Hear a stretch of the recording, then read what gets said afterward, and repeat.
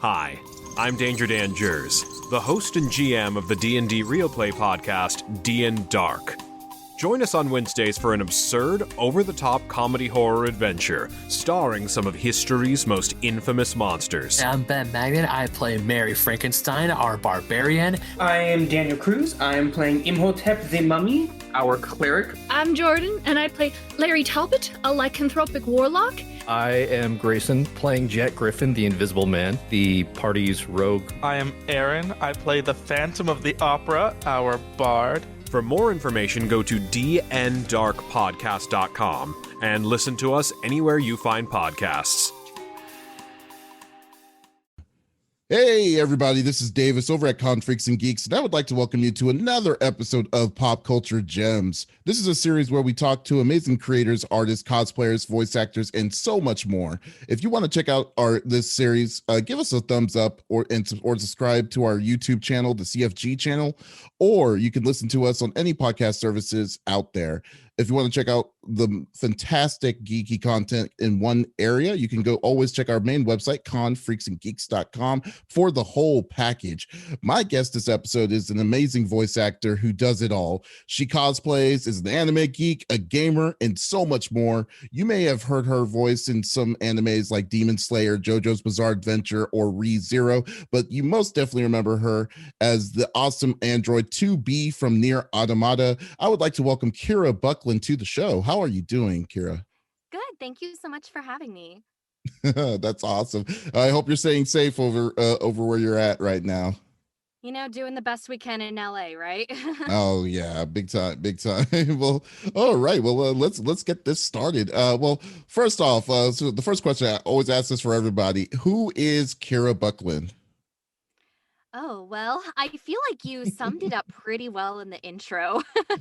I mean, add in a little of that and then just me being a general awkward nerd, and I think we're good. And, you know, also the fact that I take care of 1 million cats every day. Oh, how many cats do you have? That's a good question. So, 4 officially. But if you count the feral cats outdoors that we kind of feed and take care of, it's about 10 that I feed every day. So oh my God, you are literally, you're literally the Simpsons cat lady right now. You know that, right? That is awesome, man. That's cool. Well, first off, how long have you been cosplaying? About as long as I've been voice acting. So I think I did my first cosplay in 2004. And what's funny, it was like for Halloween 2004, and it was Kagome from Inuyasha. And the reason that I bring that up is because how cool is it that now I'm in Yashahime as one of Sashomaru's daughters? Like that, you know, because that show was one of my early inspirations to do everything that I do. So that's just really cool to be a part of it. That is like that's just like the circle of life, how it normally goes, you know. The beginning of it is starts with Inuyasha, the end of it is coming to it, you are affiliated in Inuyasha in some sort of way. So that's cool. That's really cool. And I mean, I commend cosplayers because of the details of, like, you know, the work that you do with your outfits itself, but like when you do cosplay, what's the toughest part when you cosplay? Well, that depends because I've only made like a few of my own costumes because it's something that I really tried to teach myself, but I'm just not good at. Like I feel like I would like to be good at it, but it was hard to have the patience, you know, when I got a sewing machine to like sit down and learn how to do it, and I messed so much stuff up, and you know, then you waste your materials, and it's just like so like a lot of times I would either just kind of buy pre-made stuff, or I would like do like a casual like kind of, because my favorite part of it is like the wigs and the makeup.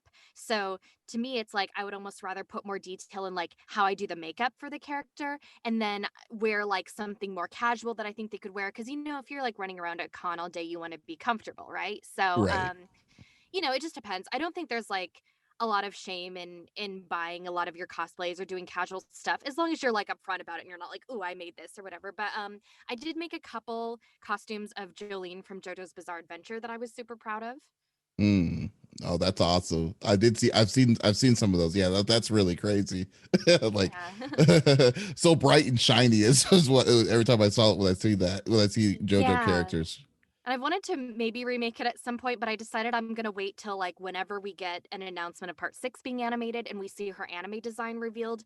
Cause sometimes it's a little different. Like when part 5 got animated, it's like, oh, Pink Giorno is official now. Or I mean it always was, but you know what I mean? It's like default. So yeah, so I don't know what color Jolene's official one for the anime is gonna be. So I think I'm just gonna go for it then and do whatever she has.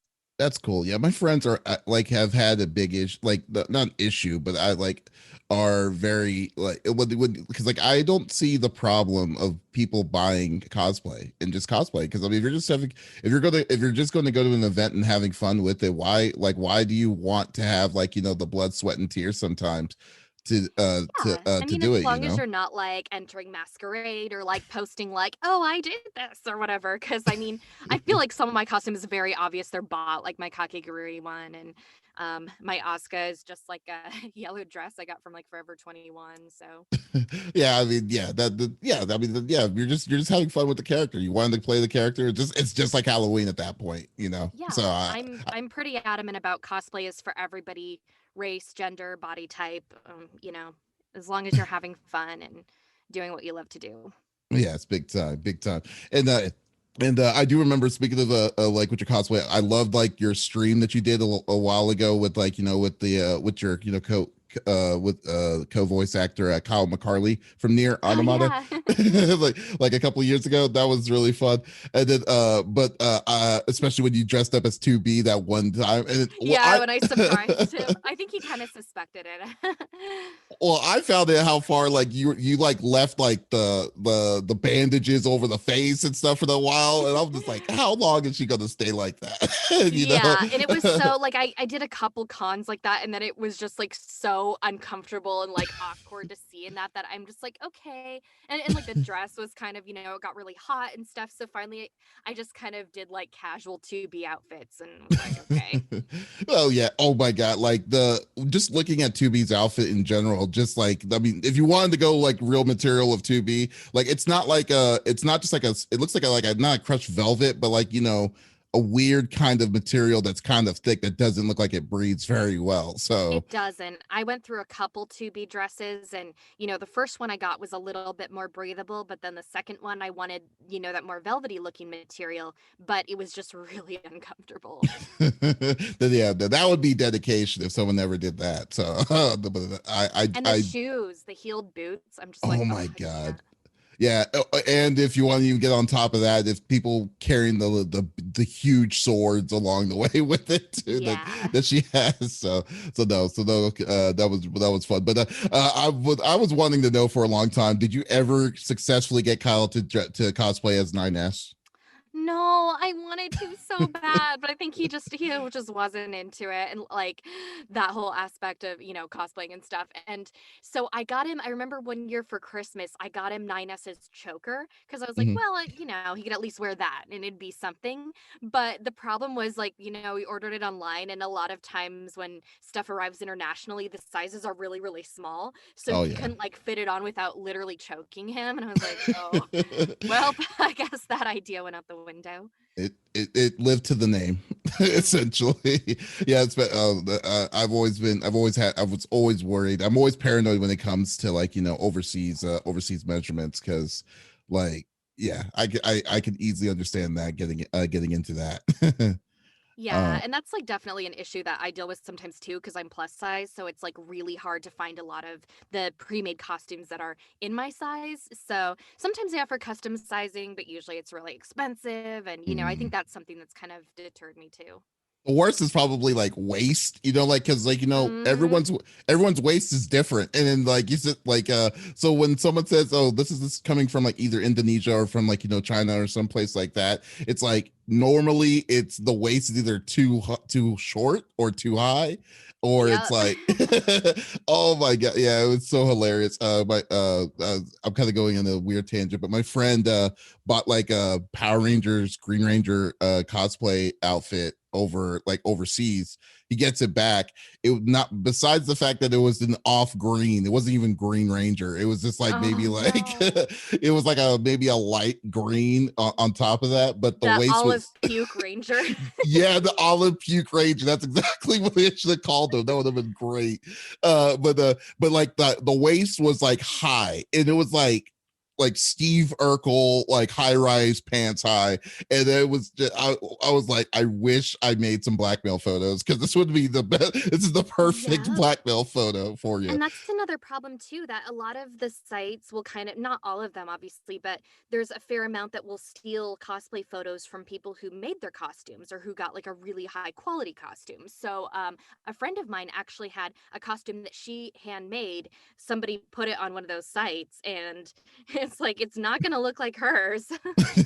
Oh yeah, yeah. You mean like purposely misrepresenting what the product really is? They just like Yeah, so they probably yeah. had some party store like bargain bin version of the character because it was really cheap, and then she, put like hundreds of hours into it. Oh, that's so terrible when it's yeah. I've seen that too, and it's just it's just like you can't, but there's nothing you can do about it. You can just have to turn the other cheek and just be like, hey, watch out, don't buy from this person or this group, because that's not what you're gonna get. You're gonna get this. You're gonna get nowhere near it. So Yeah, I mean, I know some people have had success fighting it, so Mhm. I think it is like definitely worth it if you have like your art stolen or your cosplay stolen or something like that to try to get like stuff taken down from the sites, because I know it has been successful for some people I know. Oh, really? Okay, that'd be great. Because like, yeah, but I would love to know how to get how for that, because I have friends same way that's happened to them too. So, well, that's cool. Um, I also heard that you're a fan of fighting games as well. What kind of fighters do you usually like to play? So probably my favorite franchise of all time, although I haven't played it in a while, is Guilty Gear. I Mm. used to put so many hours into Accent Core. Um, I also, of course, I play Soul Calibur. I know that's going to be like, oh, well, you play that because you're in it. It's like, but Soul Calibur 2 was like my first fighting game. So, I've Uh, always loved Soul Calibur, which made it even cooler to be taking over as the voice of Talim so many years later. mhm. Um, Street Fighter. Um, I like a lot of 2D fighters especially. So I really really loved Melty Blood back when that was a thing, and then Oh yeah, I did Underbirth. like Under Night and Birth stuff like that. I tried to pick up Cross Tag Battle after I was the voice of Heart I Know, but I feel like that game's like, I don't know, it confuses me. There's just so much going on. I'm sure someone would be like, There's a oh, lot. scrub or whatever, but yeah. I would like when I played Blaze Blue, the cross tag battle. I'm like, why is there so many different mechanics in this game? It's like when the game is more oversaturated with like mechanics and systems rather than your character base. It's like that's when it's like, you know what? I think I'm done. I'm good. Yeah, like I super admire the people who can sit down and devote like time to learn all the ins and outs of everything, but it's just like sometimes it's just so much. Yeah, it's just a little too much. It's like it's kind of funny when you brought it back when you said like you would like Soul Calibur because you're in it. It's like virtually all the games you just listed, you're virtually in it in some sort of way. Though I mean, come on, Well, Street Fighter. I mean, you're in Street Fighter. You're yes, also but in in. all fairness, I played that beforehand. I used to main Zangief in Street Fighter 4. Oh, So you're a Zangief play. Oh my god, my friend would have loved you on that because in four, yeah, four, man. I and I cosplayed hated. Jury like a gazillion years ago and stuff. So like I used to like I went to Evo one year and I cosplayed Jury. Oh wow, that's cool. But like, That's oh really cool. man, I always say if they like do English voices in Guilty Gear sometime, I would do like anything to be Dizzy. That's like I was dressed as Dizzy when I met the creator of Guilty Gear. Oh wow, really? That's awesome. I didn't know that they never did an English voiceover for Guilty Gear. Only for like one of the games for the original Xrd, but she wasn't a playable character in that one. So I'm just like, Oh, she's up for grabs. well, wow, I didn't even know. I was just assuming. Well, like I was just assuming if because I mean Strive is coming in like what April, so I was like if I won't be surprised if I heard your voice there if it was the English group Ugh, English I dub. wish. I have no idea what's going on with that. Oh man, and Dizzy, man, like Dizzy needs to be one of those characters that needs to be on in the character list like forever. I mean, at this point, Mhm. never DLC. She needs to be a base character at this point. Ever since her introduction, she's like one of the most popular characters in that game. Yeah. uh, Man, and I mean, are you besides like in fighting games? Like, are you in other kind of genres like RPGs, action, anything else that you usually normally like to play? I'm not good at a lot of other kinds of games, so that's, I'm sure if that again, if I sat down and took the time and stuff. I do play Smash because I know that's kind of in its own category. I used to play Smash competitively. I don't anymore, but I play Smash Ultimate for fun. I mean Ridley and Zelda. Mm. And then I play like a lot of Pokemon games. Like I've basically played every Pokemon game. I play Pokemon Go all the time. I am level 41 currently as of the time of this interview. So Oh wow. I've put like 4.5 years into Pokemon Go at this point. It's Like, crazy to think that. And I play like one mobile gotcha type game currently. I tend to spend a lot of money on those, so I try to only really be addicted to one at a time. oh yeah, that well, definitely. I kind of have a love-hate relationship with Gotcha though. Like Yeah. it's like it's hard for me to play a game that is built specifically to eat your money and never ends. So it's like Honestly, but that's kind of why I like the one I currently play. It's called Love Nikki Dress Up Queen because there's definitely certain things that are just designed to like have the randomizer and eat your money that way. But there's mhm, also a lot of things where you can directly buy the items that you want. So for me, it's like okay, if I have to spend $20, but I know I'm getting like these three sets that I really want or something, mhm. then it's easier for me to do that rather than just spending $20 and be like, okay, well, I could get nothing or I could maybe get something I want. So you actually have better chances to get what you want in this game rather than like the full gotcha role of the randomizer, how everyone gets hooked in on that. Yeah, like there's some random elements. They have something called pavilions, and it's kind of like, the luck of the drop, and the drop rates are not very high. But that's not like what the whole game is centered around. Like there's a lot of things where you can just directly buy things that you want. I used to play a ton of Love Live School Idol Festival. I played that for like years. And I definitely spent a lot of money on that because, there's just so much random element. So it's like, oh, Oh this time you yeah. can get a higher chance of getting this set, but there's no guarantee. So I kept getting duplicates of stuff I already have. And I was like, no. The frustration on that because it's real, definitely. I kind of want to circle back for real quick. I just thought about some. Have you ever played Grand Blue Fantasy?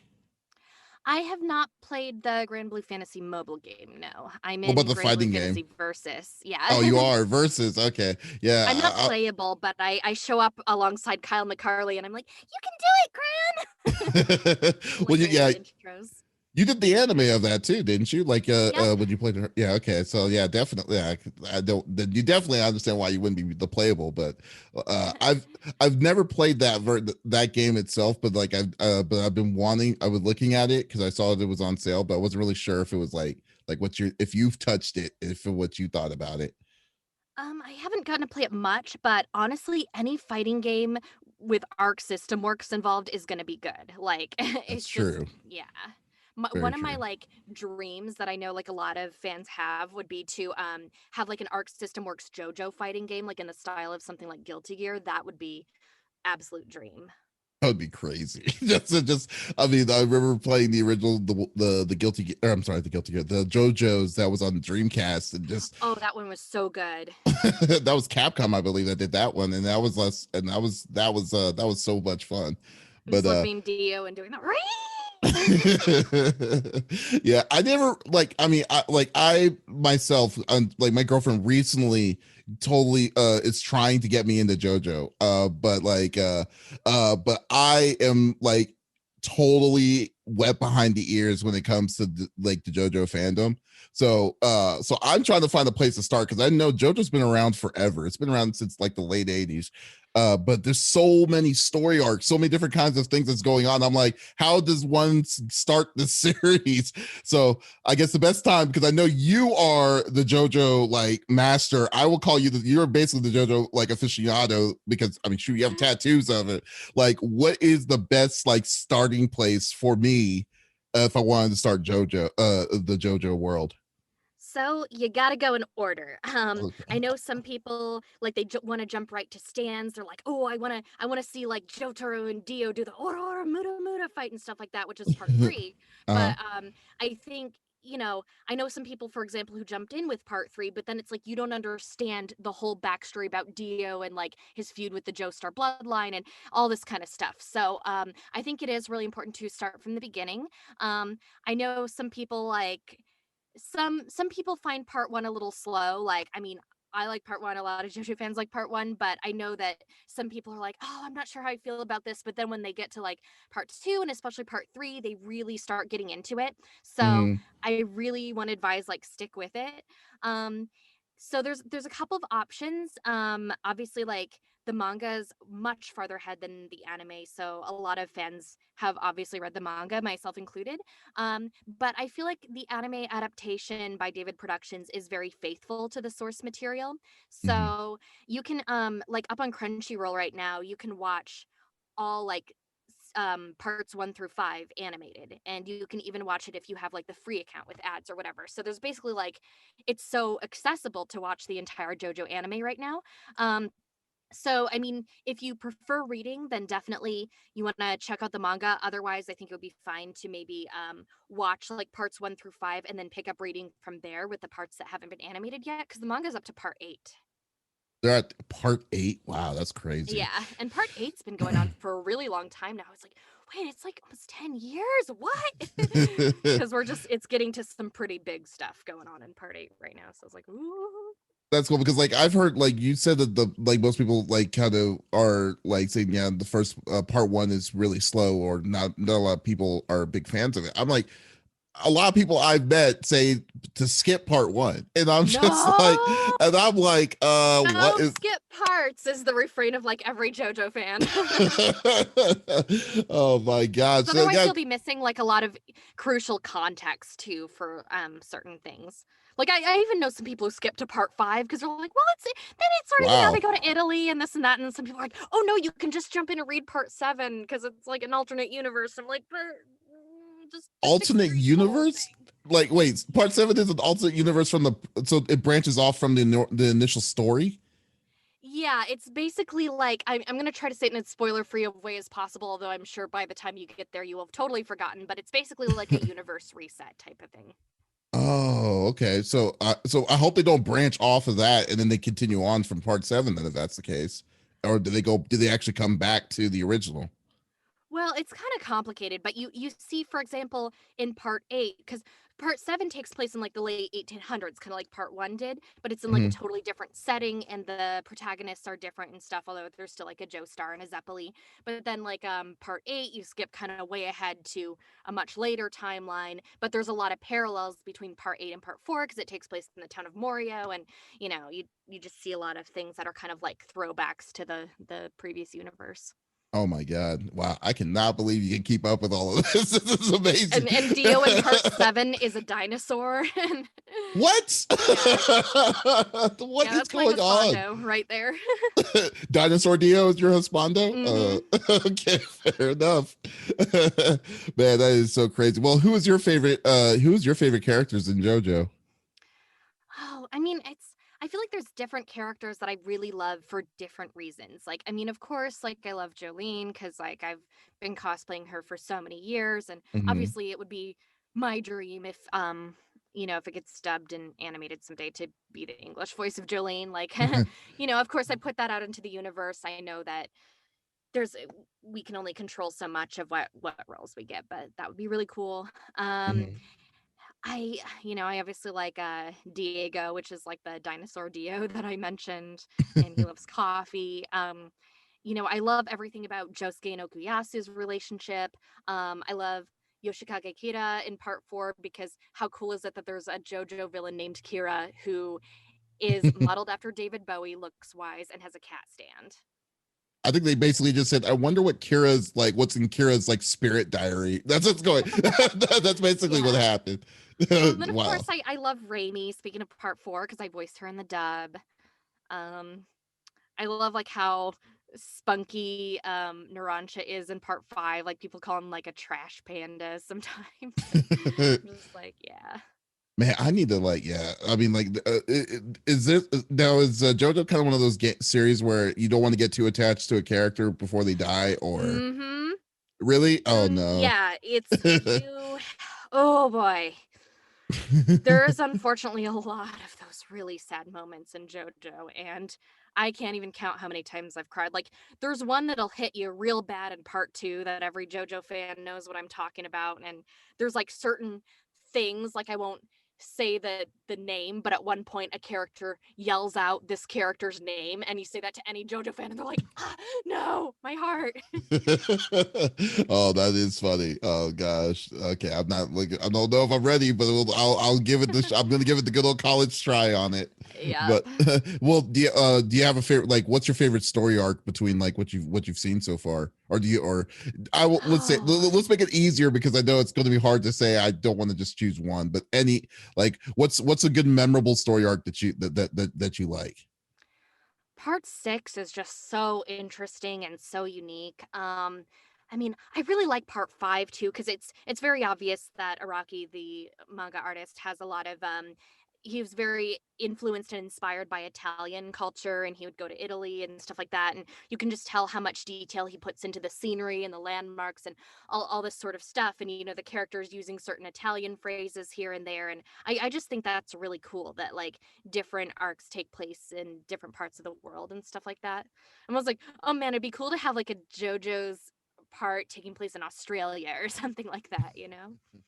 Oh, that's cool. Oh yeah, that would be pretty. That is pretty cool. I really kind of like it when animes kind of go outside of Japan and they actually go to like different places, like different countries, and it's their depiction of what that country is with Mhm. the with Part Japanese culture.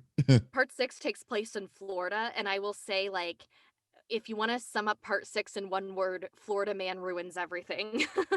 There's a guy named Florida Man. Oh my god. No, but I mean the Oh, villain of that part. oh, that would be. Oh my god, I can only even imagine how that's gonna be. But yes, and well, like I mean, and you yourself, I mean, like you've been voice acting for. Well, you have been officially like voice acting for about a decade or so, and you've done you've done like countless roles from what I've remembered. Was there any role? Was there a role that you did that may have impacted you in your career, like? Something that you did that still kind of stuck with you? To be hands down. I had no idea when I recorded for that game how popular it was going to be because like obviously I've worked on a lot of JRPGs, including like even though no one really knew who I was before Nier Mhm. came out, it's like I had worked on a lot of JRPGs and stuff like that, and I kind of resigned myself to the fact that it's like I can't get too attached to anything I work on in the sense of like, oh, I hope this gets popular and I hope this gets appreciated because like it just didn't for everything that I worked on. It was kind of like it would have like this little small fan base, and maybe only a fraction of those people even played or watched something in English. And it was kind of like, I just had to kind of be content with doing my work. And, who knows how many people will ever play or watch anything I do, type of thing. So when I worked on it, I had no idea that it was going to blow up. So I was almost, obviously by the time that the game got announced, I had already finished recording because, we'll like record something and we'll have like a non disclosure until, finally it comes out. So usually by the time we start seeing hype about a project, we've already finished recording. But, I was like kind of nervous, like, oh my gosh, I hope people like what I do because it was a character type so different from what I normally play. But I mean, like, there's just no question that that's the role that's kind of, I guess, put my career on the map.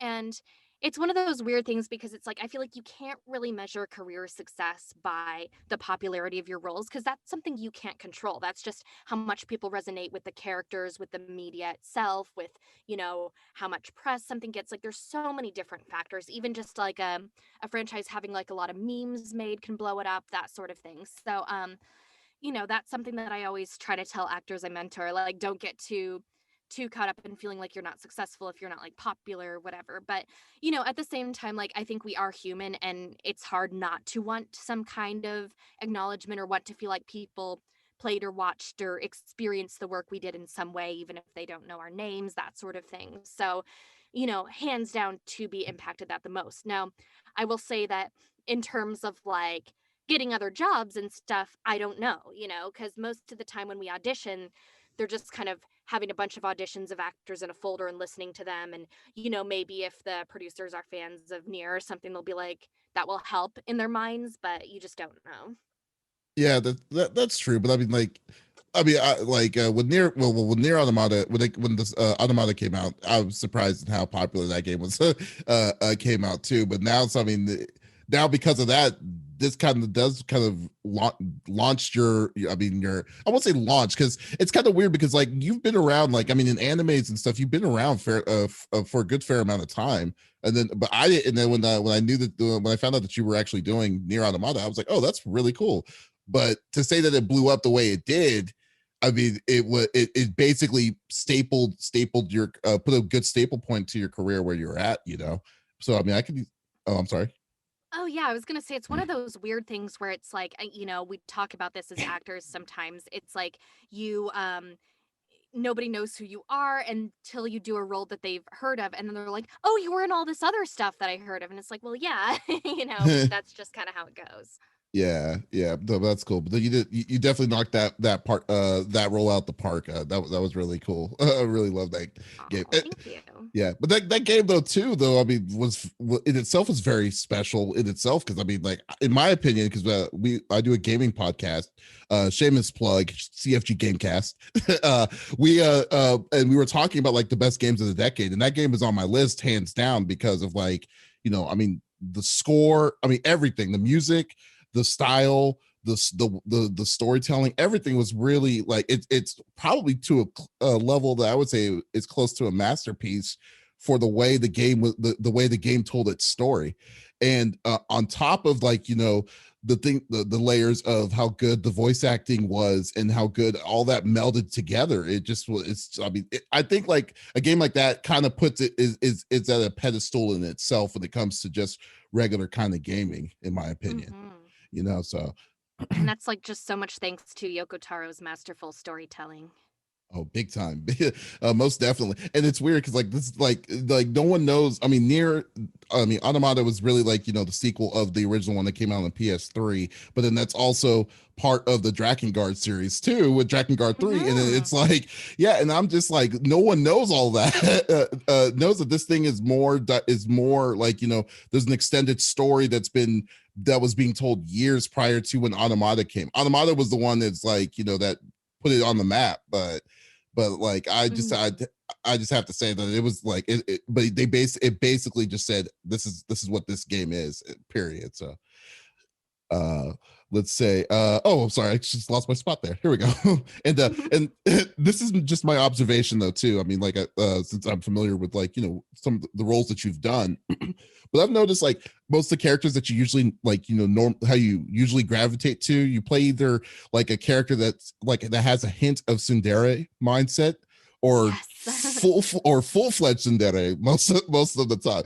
Because like, and it was funny because like I when I was writing this question down, I was like I wanted to be sure, so I checked the YouTube reel of you again just to verify. And I was like, yep, that was right.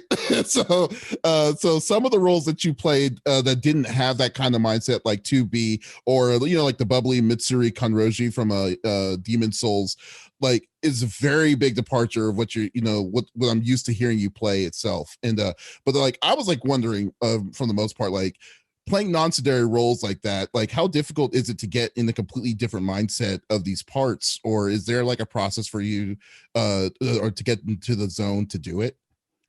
Well, I think it's become easier over time. I've always prided myself on, I guess, having a pretty big vocal range, but I think, there's definitely certain character types that do come more naturally to me, like especially like tsundere and kind of, just like bratty or mean characters in general. That's what or like really over the top crazy characters like Evie from Paladins. Like I just live to play those kinds of characters. It's like you can give me one of those scripts and I'm like, cool, I know what to do. But then when it comes to the more like stoic characters, it actually is a little bit harder because it's kind of, it's just not what I'm used to playing. So obviously like a role like I think my first character of the more kind of like subdued, mature kind of kind of vibe was Umi from the Love Live anime. And so Mm. I remember that one was really challenging for me at the time. And then I played 2B and, like a couple others. And, now I feel like I'm more comfortable with that archetype because I do sometimes get that, like, right now I'm obviously playing Setsuna in Yashahime Princess Half Demon. And she's kind of like, the cool, like level-headed one of the group, and she's just kind of like, all right, let's get it done, like she's like a professional demon slayer. So I think as time goes on, I feel like more confident in those archetypes, but I think we all, like every actor has just like a certain type that they kind of gravitate to. Oh, okay, that's cool. That's cool. I was like, but it's really cool because I'm not, showing that how diverse you are in those in these roles just made just like I just had to naturally think. I'm like, why did she just goes to mostly Cinderella characters? But no, but you're totally, but you're totally right. That's awesome. And do you have a dream role or project that you like want to be a part of, or is it something? It could be something that's happened in the future or happened in the past, something that's already happened, or something that's going to happen in the future or may happen in the future. Yep, hands down, Jolene Cujo. Stone Ocean. Okay, yeah, I figured as much what you were talking with the JoJo's rants, but that's cool. Hey, but I guess I mean while I have, is there anything you'd like to plug or anything that you're planning on doing that you're able to talk about, like, or like to promote anything like that? Yeah, so a few different things. I worked on a game recently called 13 Sentinels, and I feel like it's so underrated, but it's such a beautiful game. I play the role of Ryoko Shinonome. I just highly recommend checking it out. I also run an online community called Voice Acting Club. So if you're, no matter where you guys are at in your voice acting journey, if you're, kind of an established pro or you're a beginner, there's just all sorts of things. It's mainly a Discord server, but we have a whole website with resources. I write articles, all that kind of stuff, completely free. voiceactingclub.com. Um, and of course, I also have an autograph shop on Store Envy. And you can get certain things, including like prints of my cats. And if you buy artwork of my cats, then I will donate half the proceeds to help cat rescue. So, yeah. That is awesome. That's cool. That's a cool idea. I love that. I had no idea that you were in I guess 13 Sentinels. That game, why do they release games without, like, promotion? Because that game was like so good. I don't know. I mean, I think budget sometimes is probably a factor, or, just how much something takes off. Because so much of the promotion for games, I think, comes from just players, like people playing the game and being like, "Oh, I love this," and making content for it and Mm, memes and all this kind of stuff. So, I guess I just encourage everybody, if there's a game you like that you think deserves more love, like be vocal about it online. Maybe mm. do like, stream it or talk about it on Twitter or whatever. Just try to get some hype around it. Yeah, that's very true. Very true. But definitely, yeah. So I would definitely suggest, yeah, 13 Sentinels is definitely a good game that folks need to definitely check out. Kira, thank you so much for stopping by, geeking out with me geeking out with me. It was a pleasure talking to you about stuff. Yeah, thank you so much for having me on.